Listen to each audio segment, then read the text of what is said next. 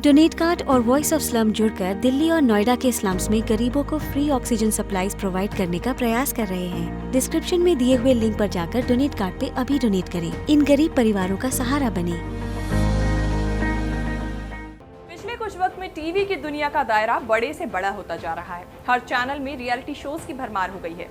कई बार लोगों को कहते हुए भी सुना जाता है कि रियलिटी शो स्क्रिप्टेड होते हैं। अब इसे लेकर बॉलीवुड सिंगर सोनू निगम ने भी कैमरे के पीछे की सच्चाई को बयां कर दिया है। इसी के साथ सोनू निगम ने रियलिटी शो से जुड़ा एक बड़ा सीक्रेट भी शेयर किया है। क्या है वो सीक्रेट, आइए आपको बताते हैं इस रिपोर्ट में।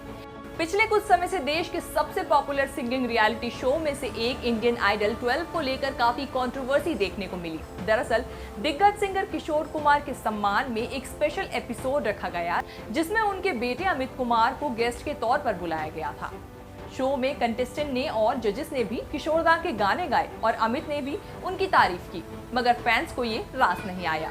जब अमित कुमार की आलोचना हुई तो उन्होंने शो के खिलाफ कुछ बयान दिए, जहां से कंट्रोवर्सी ने तूल पकड़ लिया, जिससे शो को भी काफी चर्चा मिली थी। अब इस पर सिंगर सोनू निगम का भी रिएक्शन आ गया है। बॉलीवुड सिंगर सोनू निगम कई रियलिटी शोज का हिस्सा रह चुके हैं। इनमें Indian Idol, X Factor India और सारेगामापा जैसे रियलिटी शोज का नाम शामिल है।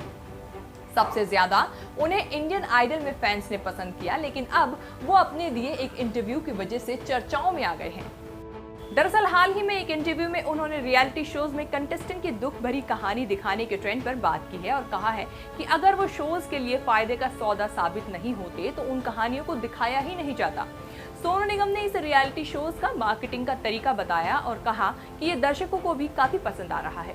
सोनू निगम ने आगे कहा, साथ ही मैं ये भी मानता हूँ कि रियलिटी शोज में जो कंटेस्टेंट होते हैं वो बहुत टैलेंटेड और धुरंधर होते हैं। इसके अलावा उनका कहना है कि हर इंसान के लिए एंटरटेनमेंट की डेफिनेशन अलग अलग हो सकती है।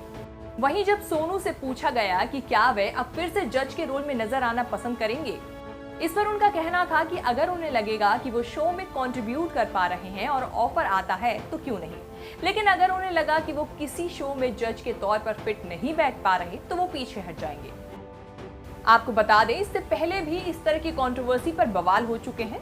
कई सेलिब्रिटीज इस मुद्दे पर अपनी बात भी रख चुके हैं। इंडियन आइडल के पहले सीजन के विनर रहे सिंगर अभिजीत सावंत ने भी कुछ वक्त पहले इंडियन आइडल 12 पर रिएक्ट किया था और इस बात पर नाराजगी जाहिर की थी कि लेटेस्ट सीजन में कंटेस्टेंट की सिंगिंग से ज्यादा उनके बैकग्राउंड पर ध्यान दिया जाता है।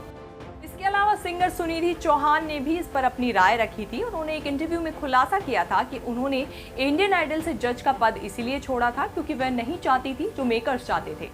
उन्होंने बताया कि उन्हें अपनी सोच को परे रखकर कंटेस्टेंट की तारीफ करने के लिए कहा जाता था, जो उन्हें करना ठीक नहीं लगता था, क्योंकि ऐसा करने से असली टैलेंट खो जाता है।